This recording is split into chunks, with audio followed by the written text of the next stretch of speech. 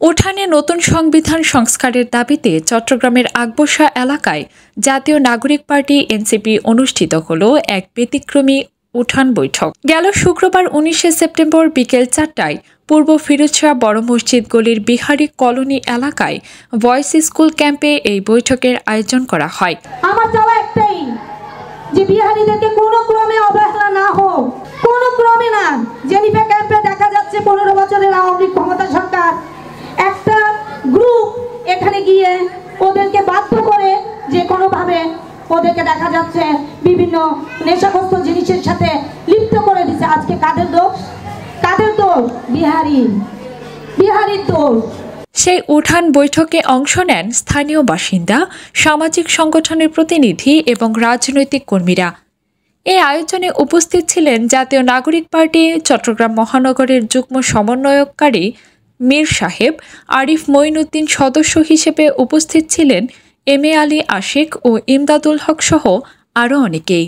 এ সময় বক্তারা বলেন, বর্তমান সংবিধানে সাধারণ মানুষের অধিকার ও নিরাপত্তা নিয়ে রয়েছে নানা অস্পষ্টতা ও বৈষম্য। তাই সময় এসেছে জনতার অংশগ্রহণে একটি ন্যায্য সমানাধিকার ভিত্তিক সংবিধানের জন্য কথা বলার। এই উঠান বৈঠক ছিল একটি শান্তিপূর্ণ গণতান্ত্রিক আন্দোলনের সূচনা। আয়োজকরা জানিয়েছেন, এ ধরনের উদ্যোগ আরও সম্প্রসারিত হবে শহরের বিভিন্ন ওয়ার্ডে। তবে সবাইকে ঐক্যবদ্ধ হয়ে নতুন সংবিধানের দাবিতে দাঁড়াতে হবে। আমি একটা গার্মেন্টস কর্মী, আমার ছেলে নাই, আমার দুটো মেয়ে, তবে আমি এই এলাকার গৃহবধূ হিসাবে আমি এখানে বসবাস করি। আপনাদের কাছে এটা আমার পরিচয়। আমার হাজবেন্ড মূলত পাকিস্তানি, আমি বিহারি বলতে পারি না, আমি বাঙালি পাকিস্তানি। এটা তো সবাই জানেন, লেখা হয়েছে, বুড়ো বৃদ্ধ সবাই চিনেন। পাকিস্তানি ওরা সন্ত্রাসী, এটা সবাই বলতে চান, কিন্তু আসলে এটা বলবেন না।